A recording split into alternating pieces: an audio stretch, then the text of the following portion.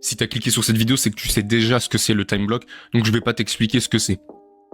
Le time blocking, connu en français sous le terme de gestion par blocage de temps, est une méthode de gestion du temps qui consiste à dédier des segments de votre journée à des tâches prédéterminées, permettant ainsi une organisation optimale. En gros, le time blocking, c'est diviser ta journée avec des blocs de temps, et chaque bloc de temps, chaque heure, est destiné à un but bien précis. Donc avant d'entrer dans les détails, je vais présenter ce modèle dans sa globalité. Donc on a un bloc ici, on a un gros bloc ici, et on a un petit bloc ici. Et donc tout ça, c'est la même base de données. Donc on n'utilise pas des bases de données différentes, tout ça c'est la même base de données, c'est juste des vues différentes. Donc là c'est une vue table, là c'est une vue calendrier, et là on y reviendra tout à l'heure. Donc ici on peut voir aujourd'hui, donc c'est la vue d'aujourd'hui, et ici on peut voir demain. Donc j'imagine que c'est la vue de demain, donc on peut planifier sa journée du lendemain. Et donc ici on a toutes les tâches. Donc si on revient sur aujourd'hui, on peut voir des projets différents, les horaires et les tâches en question. Mais qu'est-ce que c'est manger la grenouille? Et donc manger la grenouille, c'est un concept de l'auteur Brian Tracy qui se base sur la citation de Mark Twain. Si votre boulot c'est de manger une grenouille, il vaut mieux que ce soit la première chose que vous fassiez chaque matin. Si votre boulot c'est d'en manger deux, il vaut mieux commencer par la plus grosse. Donc tout ça pour dire que manger la grenouille, c'est la tâche la plus complexe ou la tâche la plus importante de ta journée. Donc là, si on vient sur la vue d'en dessous, on peut voir un tableau inachevé. Donc supposons qu'on ait mangé la grenouille, hop, la tâche disparaît. Mais pas de panique, on peut la retrouver ici dans toutes les tâches, donc un calendrier mensuel. On peut le décocher et on le reverra dans les tâches inachevées. Et donc cette vue, elle est sympa pour filtrer les informations. Supposons les tâches inachevées. Tu peux également voir les tâches du projet A, B ou C. Donc ici, tu es libre, tu peux mettre des tâches perso ou pro. Et c'est sympa d'avoir ce filtre-là d'informations. Donc maintenant, si on descend, on peut voir les tâches non planifiées.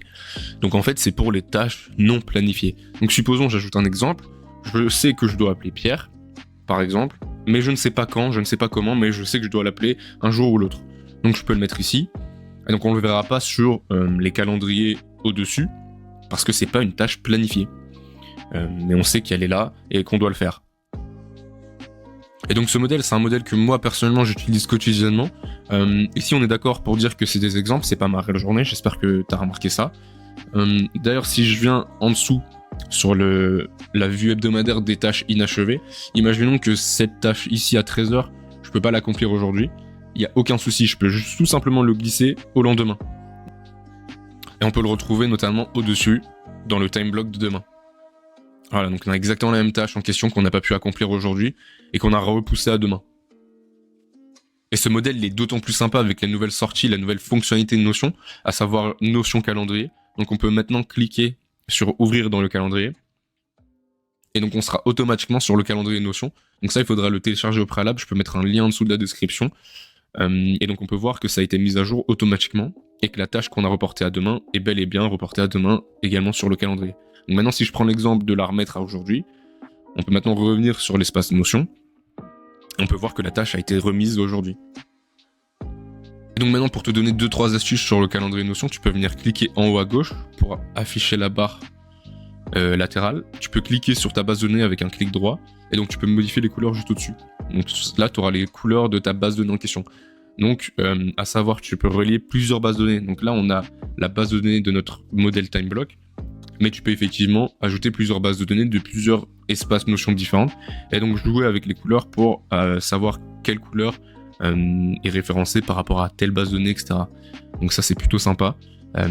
À savoir, donc là on vient de le voir, mais tout est relié, donc c'est à dire que si je bouge une tâche au lendemain, ça va le faire également sur mon espace Notion, donc ça c'est très sympa également.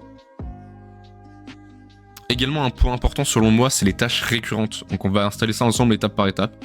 On va pouvoir cliquer sur la petite flèche à côté du bouton nouveau, et donc là on aura des pages par défaut, à savoir tâches, manger la grenouille, email et pause. Maintenant on va pouvoir ajouter des tâches récurrentes, donc on va cliquer sur nouveau modèle. Donc là, moi, personnellement, j'ai une tâche, entre guillemets, récurrente, à savoir balader mon chien. C'est une tâche extrêmement importante que je fais dès le matin. Sinon, je vais pas passer une bonne journée, et lui non plus. Donc, balade Nuts, parce qu'il s'appelle Nuts. Je vais ajouter une icône. Et donc, dans projet, je peux mettre, par exemple, pause. Dans horaire, on va mettre 7h du matin. Et donc, maintenant, on peut quitter la page. On peut recliquer sur la flèche en question. Et donc maintenant, on va aller sur Balade Notes, mais on va cliquer sur les 3 petits points juste ici. Et donc là, on va pouvoir cliquer sur répéter. Et donc là, on va mettre tous les jours, parce que là, on voit que c'est désactivé. Je ne veux pas que ça soit désactivé, je veux que ça soit une tâche récurrente journalière. Donc je vais sélectionner tous les jours. Et donc créer, en fait, c'est tout simplement à quel moment la page va se créer. Donc supposons que je fais une balade avec Notes à 7h du matin. On va prendre marge, on va créer la page à 3h du matin, par exemple. Tous les jours, enregistré. Et donc voilà, maintenant on peut voir l'icône juste ici en bleu qui montre bien que c'est une tâche récurrente.